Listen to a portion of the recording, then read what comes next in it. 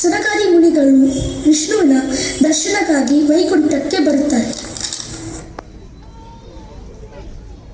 ಪೃಷ್ಠೇ ಮಹತೋ ಮಹೀಯಾನ್ ಶುಕ್ರೇಣ ಜ್ಯೋತಿ ಗುಂಸಿ ಸಮನ ಪ್ರವಿಷ್ಟಃ ಪ್ರಜಾಪತಿಶ್ಚರತಿ ಮಧ್ಯೆ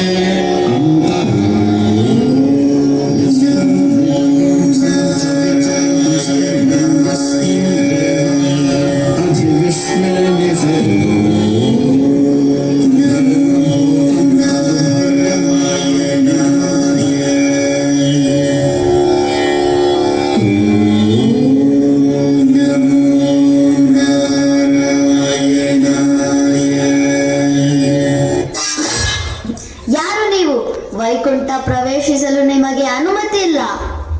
ಋಷಿಗಳಾದ ನಮ್ಮನ್ನು ಏಕೆ ತಡೆಯುತ್ತೀರಿ? ನಾವು ಶ್ರೀಹರಿಯ ದರ್ಶನ ಮಾಡಬೇಕಾಗಿದೆ. ದಯವಿಟ್ಟು ನಮ್ಮನ್ನು ತಡೆಯಬೇಡಿ. ಈ ಸಮಯದಲ್ಲಿ ಶ್ರೀಹರಿಯ ದರ್ಶನ ಸಾಧ್ಯವಿಲ್ಲ. ಹಿಂತಿರುಗಿ ಹೋಗಿ. ಎಂತಹ ತಪ್ಪನ್ನು ಮಾಡಬೇಡಿ. ಸ್ವಾಮಿಯ ದರ್ಶನಕ್ಕೆ ಯಾವಾಗಲೂ ಸಮಯವಿದೆ. ಸ್ವಾಮಿಯೇ ಬೇಕಾದಾಗ ಬರಬಹುದು ಎಂದಿರುವಾಗ ಅಡ್ಡಿ ಮಾಡುವುದು ಸರಿಯಲ್ಲ. ದ್ವಾರಪಾಲಕರಿಗೆ ಇಷ್ಟೊಂದು ಅಹಂಕಾರವೇ? ಮೊದಲು ಇಲ್ಲಿಂದ ಹೊರಡಿ, ಇಲ್ಲವಾದರೆ ಬಲವಂತವಾಗಿ ಹೊರಗೆ ತಳ್ಳಬೇಕಾಗುತ್ತದೆ. ನಡೆಯಿರಿ ಹೊರಗೆ. ಸ್ವಾಮಿಯ ಸೇವೆಯಲ್ಲಿರುವ ತಾಮಸಿಗಳು ನೀವು. ಈ ತಪ್ಪಿಗಾಗಿ ನಮ್ಮನ್ನು ಶಪಿಸುತ್ತಿದ್ದೇವೆ. ಭೂಮಿಯಲ್ಲಿ ಮಧ್ಯರಾಗಿ ಹುಟ್ಟಿ ವಿಶ್ವಾಕಾರಂ ಗಗನ ಸದೃಶಂ ಮೇಘವರ್ಣಂ ಶುಭಾಂಗಂ ಲಕ್ಷ್ಮೀಕಾಂತಂ ಕಮಲನಯನಂ ಯೋಗಿರಜಕಾಂತಂ. ಪ್ರಭು ಕಾಪಾಡು ಕಾಪಾಡು. ಮಹಾತ್ಮರ ಶಾಪಕ್ಕೆ ಗುರಿಯಾಗಿದ್ದೇವೆ. ರಕ್ಷಿಸು ತಂದೆ. ಯಾರೇ ಆದರೂ ಅಪರಾಧಕ್ಕೆ ತಕ್ಕ ಶಿಕ್ಷೆ ಆಗಲೇಬೇಕಲ್ಲವೇ? ನೀವು ಮಾನಸ ಪುತ್ರರನ್ನು ಅಪಮಾನಿಸಿದ್ದೀರಾ, ಹಾಗಾಗಿ ಪ್ರಾಯಶ್ಚಿತ್ತ ಆಗಲೇಬೇಕು. ಹೇಳಿ, ಭೂಲೋಕದಲ್ಲಿ ನನ್ನ ಭಕ್ತರಾಗಿ 7 ಜನ್ಮಗಳು ಕಳೆದು ಬರುತ್ತೀರೋ ಅಥವಾ ಹರಿಯ ದೇಶಗಳಾಗಿ 3 ಜನ್ಮಗಳು ಕಳೆದು ನನ್ನಿಂದ ಸಂಹಾರಗೊಂಡು ಮತ್ತೆ ನನ್ನ ಸನ್ನಿಧಿಗೆ ಬರುತ್ತೀರೋ? 7 ಜನ್ಮಗಳು ನಿಮ್ಮ ಸಾನ್ನಿಧ್ಯ ಕಳೆದುಕೊಳ್ಳುವುದಕ್ಕಿಂತ 3 ಜನ್ಮಗಳು ಕಳೆದು ಬರುವಿನೇನಿಸು. ತಥಾಸ್ತು.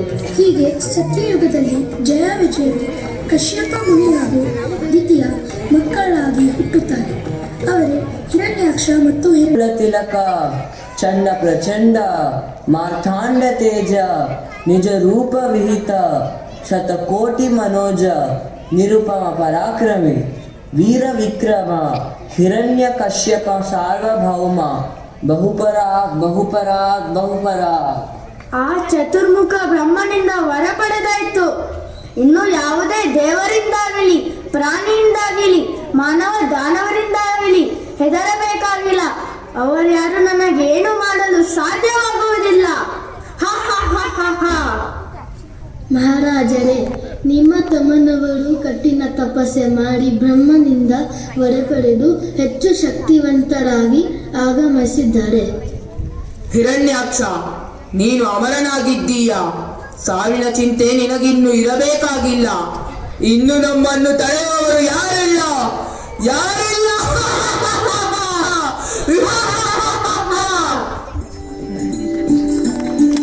ಮೇಲಿನ ಜನರಿಗೆ ದೇವತೆಗಳಿಗೆ ಕಿರುಕುಳ ಕೊಡಲು ಶುರು ಮಾಡುತ್ತಾನೆ. ಹೀಗಿರುವಾಗ ಎಲ್ಲವನ್ನೂ ಬಲ್ಲ ಹಿರಣ್ಯಾಕ್ಷ, ಅಮರನಾಗಿ ಎಲ್ಲರನ್ನು ಜಯಿಸುತ್ತಿರುವೆ. ಈಗ ಯಾರನ್ನು ಸೋಲಿಸಲು ಹೊರಟಿದ್ದೀಯಾ ಈತ ಕಡೆ? ಇನ್ನೂ ನಾರಾಯಣ ಜಪ ಮಾಡುತ್ತಿರುವರಲ್ಲ. ಸದ್ಯದಲ್ಲಿಯೇ ಆ ನಿಮ್ಮ ಶ್ರೀಹರಿಯನ್ನು ಸೋಲಿಸುತ್ತೇನೆ. ಆ ನಂತರ ನಿಮ್ಮ ಶ್ರೀಹರಿಯು ನಮ್ಮ ಜಪ ಮಾಡಬೇಕಾಗುತ್ತದೆ. ಓಹೋ, ಹಾಗೋ? ನಿಮಗೆ ಎಷ್ಟು ಯುದ್ಧದ ಉತ್ಸಾಹವಿದೆಯೋ ಆ ಉತ್ಸಾಹ ಶ್ರೀಹರಿಗೆ ಇರಬೇಕಲ್ಲ.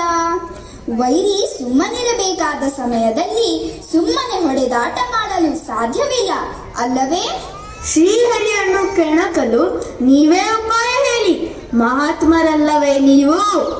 ಅವನನ್ನು ಗೆದ್ದು ಬಿಟ್ಟರೆ ಇನ್ನು ನಾನೇ ಅತಳ ವಿತಳ ಸುತಳ ತಳಾತಳ ಪಾತಾಳಕ್ಕೂ ನಾನೇ ಒಡೆಯನಾಗುತ್ತೇನೆ.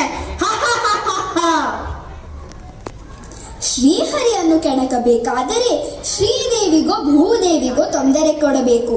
ಶ್ರೀದೇವಿಯಾದರೂ ಸದಾ ಆ ವಿಷ್ಣುವಿನ ವಕ್ಷಸ್ಥಳದಲ್ಲಿಯೇ ನೆರೆಸಿರುವಳು. ಭೂದೇವಿಗೆ ಕೆಣಕಲು ನಿನಗೆ ಸಾಧ್ಯವೇ? ಯಾವುದು ಅಸಾಧ್ಯ ಇಲ್ಲ ನಮಗೆ. ಈಗಲೇ ಹೊರಡುತ್ತೇನೆ. ಆ ಭೂದೇವಿಯನ್ನು ಸುಮ್ಮನೆ ಬಿಡುವುದಿಲ್ಲ ನಾನು. ಹಿರಣ್ಯಾಕ್ಷ, ಈ ತಪ್ಪನ್ನು ಮಾಡಬೇಡ. ಆರಿಯೋಗುವ ಜ್ಯೋತಿ ದಗದಗನ್ನೇ ಹುರಿಯುತ್ತಿದೆ. ನೀನು ಈ ಸಾಹಸಕ್ಕೆ ಕೈ ಹಾಕಿರುವೆ. ನಿನ್ನ ಅಂತ್ಯಕಾಲ ಹತ್ತಿರವಾಗಿದೆ.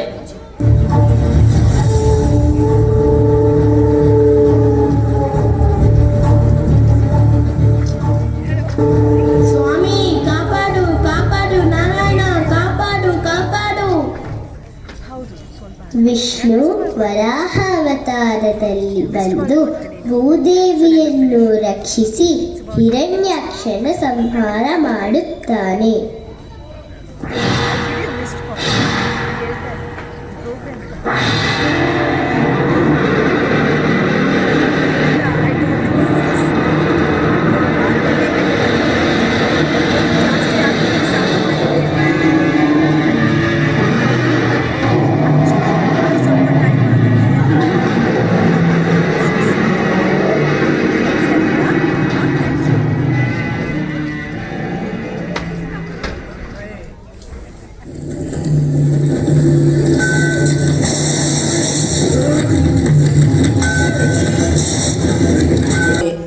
ಇದನ್ನು ನಾನು ಸಹಿಸಲಾರೆ. ಅವನನ್ನು ನಾನು ಸುಮ್ಮನೆ ಬಿಡುವುದಿಲ್ಲ. ದ್ವೇಷದ ಜ್ವಾಲೆ ಧಗ ಧಗನೆ ಉರಿಯುತ್ತಿದೆ.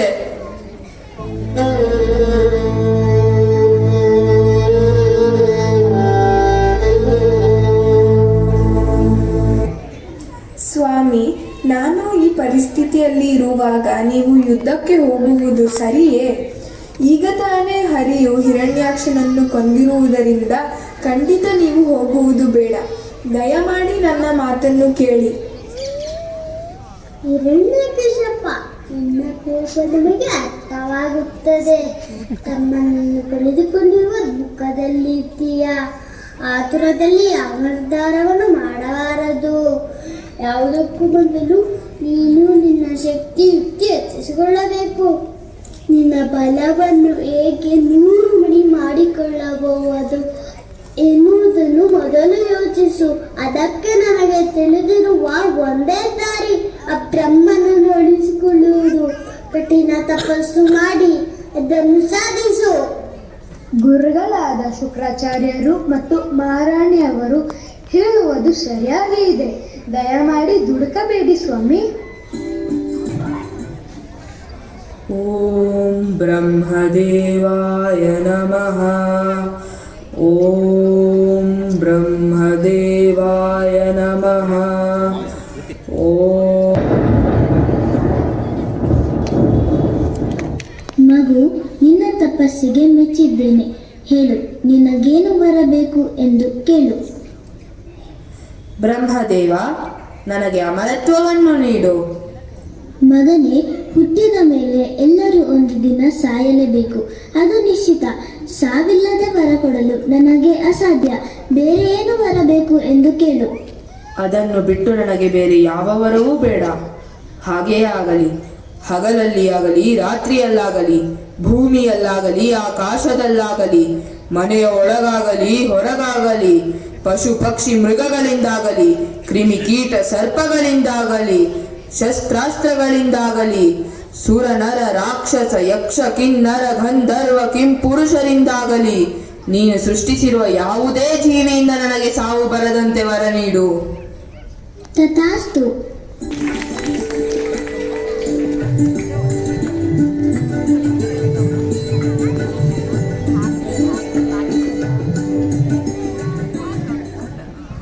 ಇದೇ ಸಮಯದಲ್ಲಿ ಹಿರಣ್ಯಕಶಿಪನ ಹೆಂಡತಿ ಕಯಾದುವಿಗೆ ನಾರದರು ಆ ಮಹಾವಿಷ್ಣುವಿನ ಬಗ್ಗೆ ತಿಳಿಸಿ ಹೇಳುತ್ತಿರುತ್ತಾರೆ. ಕಥೆಗಳ ಮೂಲಕ, ಹಾಡಿನ ಮೂಲಕ ಆ ದೇವರ ಮಹಿಮೆಯನ್ನು ಅರ್ಥ ಮಾಡಿಕೊಳ್ಳುವಂತೆ ಆಗುತ್ತದೆ. ಬರೀ ಕಾಯೋದುವಿನ ಅಳುತಿಗೆ ಅಷ್ಟೇ ಅಲ್ಲದೆ ಇನ್ನೊಂದು ರೀತಿಯಲ್ಲಿ ಕೆಲಸ ಮಾಡುತ್ತದೆ. ಗರ್ಭದಲ್ಲಿರುವ ಶಿಶು ಪ್ರಹ್ಲಾದನಿಗೆ ಗರ್ಭ ಸಂಸ್ಕಾರವಾಗಿ ಶ್ರೀಹರಿಯ ಭಕ್ತಿ ಅವನ ಕಣಕಣದಲ್ಲಿಯೂ ತುಂಬಿಕೊಳ್ಳುತ್ತದೆ.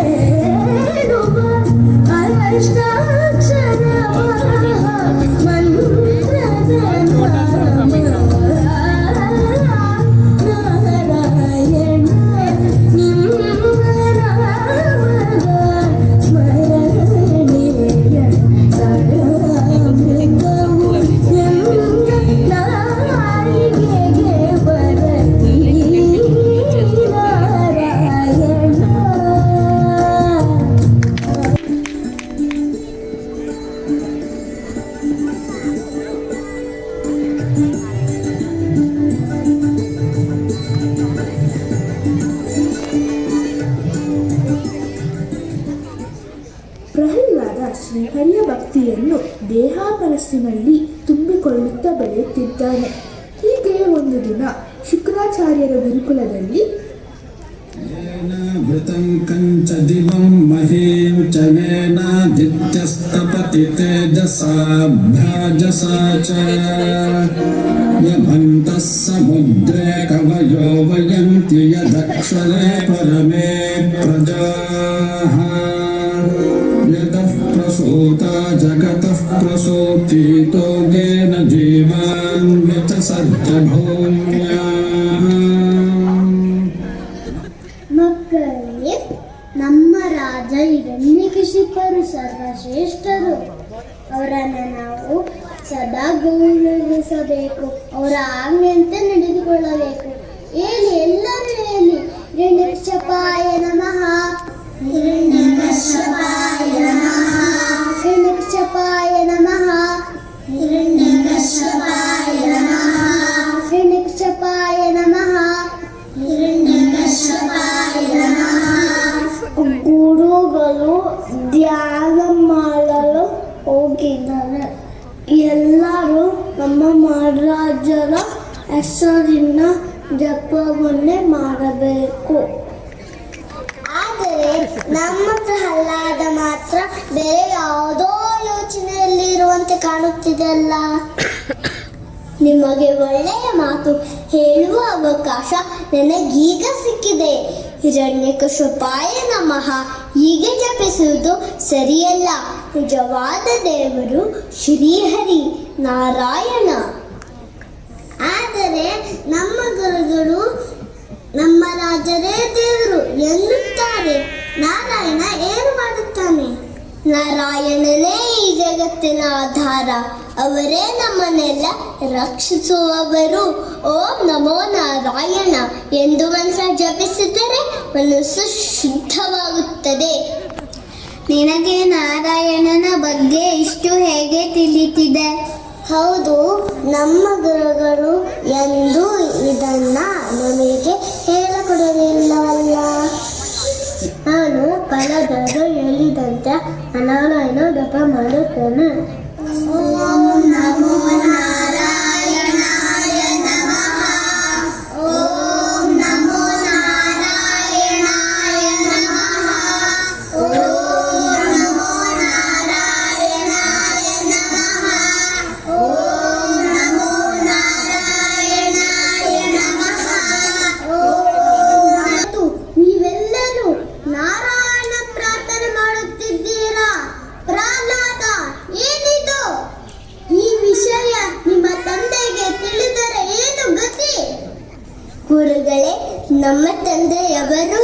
ಮಾನವೇಂದ್ರ ಅವರನ್ನು ನಾನು ಗೌರವಿಸುತ್ತೇನೆ. ಆದರೆ ನಮ್ಮ ತಂದೆಯವರು ಹಾಗೂ ನಮ್ಮೆಲ್ಲರ ಸೃಷ್ಟಿಕರ್ತ ಆ ಶ್ರೀಹರಿಯಲ್ಲವೇ? ನಿಮಗಿದು ತಿಳಿದಿರುವ ವಿಷಯವೇ ತಾನೇ?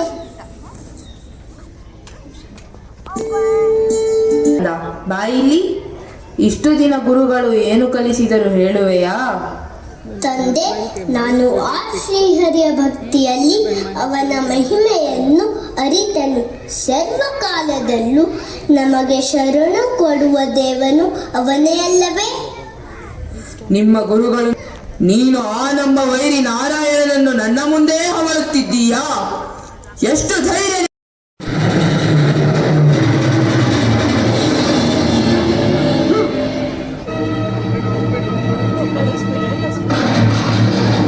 ಮಗು ಪ್ರಹ್ಲಾದ, ಯಾಕೆ ಹೀಗೆ ಹಠ ಹಿಡಿದಿರುವೆ? ನಿಮ್ಮ ತಂದೆಯವರು ಹೇಳಿದ ಹಾಗೆ ಕೇಳಬೇಕಲ್ಲವೇ? ಓಂ ನಮೋ ನಾರಾಯಣಾಯ.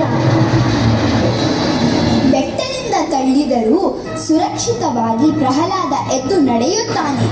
ಸೈನಿಕರು ಆಶ್ಚರ್ಯಪಟ್ಟು ಭಯದಿಂದ ಓಡಿ ಹೋಗುವರು. ವಿಷಯ ತಿಳಿದ ಹಿರಣ್ಯಕಶಿಪ ಪ್ರಹ್ಲಾದನನ್ನು ಕಾರಾಗೃಹಕ್ಕೆ ತಳ್ಳಿ ಆನೆಯಿಂದ ತುಳಿಸುವಂತೆ ಆಜ್ಞೆ ಮಾಡುತ್ತಾನೆ.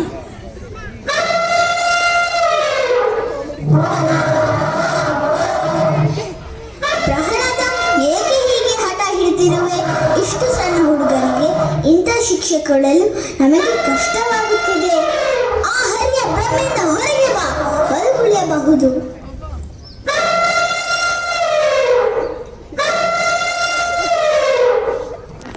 ಎಲ್ಲವೂ ಹರಿಯೇ ಆಗಿರುವಾಗ ಅವನನ್ನು ಮರೆಯಲು ಸಾಧ್ಯವಿಲ್ಲ. ಓ ನಮೋ ನಾರಾಯಣಾಯ.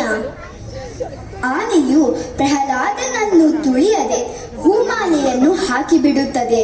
ಇದನ್ನು ಕೇಳಿ ಸಹಿಸಲಾಗದೆ ಹಿರಣ್ಯಕಶಿಪನು ಬೇರೆ ಉಪಾಯ ಮಾಡುತ್ತಾನೆ.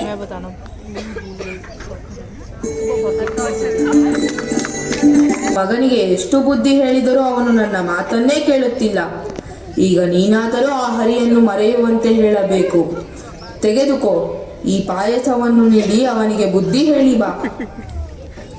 ಪಾಯಸದಲ್ಲಿ ವಿಷವಿರುವುದು ತಿಳಿಯದೆ ಪ್ರಹ್ಲಾದನನ್ನು ಕರೆದು ಪಾಯಸವನ್ನು ನೀಡುತ್ತಾಳೆ.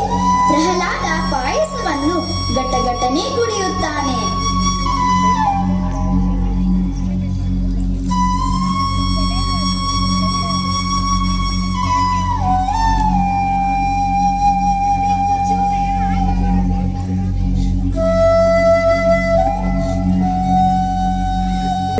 ಶಕ್ತಿಶಾಲಿಗಳು, ದೈತ್ಯಕುಲ ಶ್ರೇಷ್ಠರು, ಅವರಿಗೆ ಏಕೆ ನೋವು ಮಾಡುತ್ತಿರುವೆ?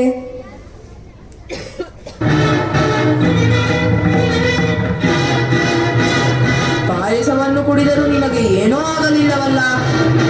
ವಿಷವೂ ನಿನಗೆ ಏನು ಮಾಡುತ್ತಿಲ್ಲವೇ? ಹಾಗಾದರೆ ಆ ಹರಿಯು ನನ್ನೊಡನೆ ಹೀಗೆ ಆಟವಾಡುತ್ತಿರುವನೆ. ನನ್ನ ಕೋಪ ಮಿತಿ ಮೀರುತ್ತಿದೆ. ಪ್ರಹ್ಲಾದ, ನಿನ್ನನ್ನು ಇಷ್ಟೆಲ್ಲ ಕಷ್ಟದಿಂದ ಆ ಹರಿ ಪಾರು ಮಾಡಿದ್ದಾನೆ ಎಂದರೆ ಅವನು ಎಲ್ಲಿದ್ದಾನೆ ತೋರಿಸು.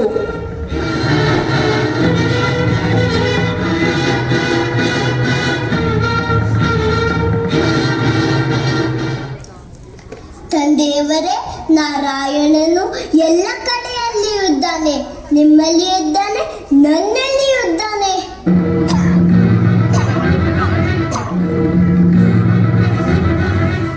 ನನ್ನಲ್ಲಿಯೂ ಇದ್ದಾನೆ. ಹಾಗಾದರೆ ಈ ಕಂಬದಲ್ಲಿಯೂ ಇರುವನೇ?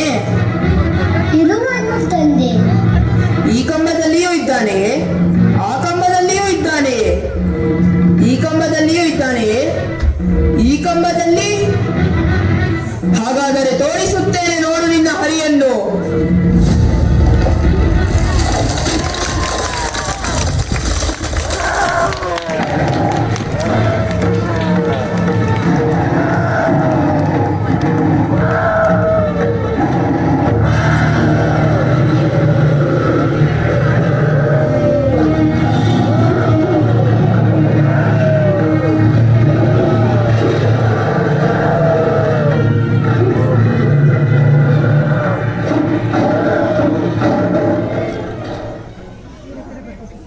ಎಲ್ಲವೋ ಹಿರಣ್ಯಕಶಿಪು, ನಿನ್ನ ಅಹಂಕಾರದ ಅಂತ್ಯವಾಗಲಿದೆ.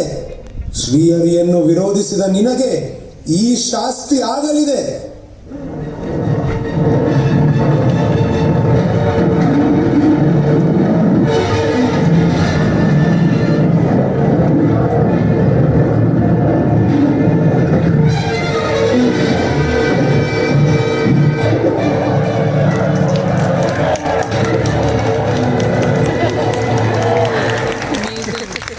ಅಯ್ಯೋ ಶ್ರೀಹರಿ ನಾರಾಯಣ. ಶಾಂತನಾಗು ಕಂದ, ನಿನಗಾಗಿಯೇ ಅಲ್ಲವೇ ನಾರಾಯಣ ಈ ಅವತಾರ ತಳೆದದ್ದು. ನೀನು ಪ್ರಾರ್ಥಿಸಿದರೆ ಅವನು ಶಾಂತನಾಗುತ್ತಾನೆ. ಸ್ವಾಮಿ ಶಾಂತನಾಗು ತಂದೆ. ನಮೋ ನಮೋ ನರಸಿಂಹ. ಕರುಣೆ ತೋರೋ ನರಸಿಂಹ. ಅಭಯ ನೀಡೋ ನರಸಿಂಹ. ಶಾಂತನಾಗು ನರಸಿಂಹ. ಶಾಂತನಾಗು ನರಸಿಂಹ. ಬ್ರಹ್ಮಾದಯ ಸುರಗಣ ಮುನಯೋಥ ಸಿದ್ಧಾಃ ಸತ್ವೈಕತಾನ ಗತಯೋ ವಚಸಾಂ ಪ್ರವಾಹೈಃ ನಾರಾಧಿತುಂ ಪುರುಗುಣೈರ್ ಅಧುನಾಪಿ ವಿಪ್ರುಃ ಕಿಂ ತೋಷ್ಟಂ ಅರ್ಹತಿ ಸಮೇ ಹರೇರ್ ಉಗ್ರಜಾತೇಃ. ಮಗು ಅಳಬೇಡ, ಚಿದ್ದೇನೆ. ಏನು ಬರಬೇಕೆಂದು ಕೇಳು. ಪ್ರಭು ನಾರಾಯಣ, ನಮ್ಮ ತಂದೆಯವರ ತಪ್ಪನ್ನು ಕ್ಷಮಿಸಿ ಮುಕ್ತಿಯನ್ನು ದಯಪಾಲಿಸುವೆಯ. ಚಿಂತಿಸಬೇಡ, ಶಾಪಗ್ರಸ್ತರಾಗಿದ್ದರು ದೇವಿಗೆ ಅಂಚೆ ಕಂಡಿದ್ದಾರೆ. ದೇವರವನ್ನು ಕೇಳು. ತಂದೆ, ಜನ್ಮ ಜನ್ಮದಲ್ಲಿಯೂ ನಿನ್ನ ಭಕ್ತನಾಗುವಂತೆ ಅನುಗ್ರಹಿಸು ಸ್ವಾಮಿ. ತಥಾಸ್ತು.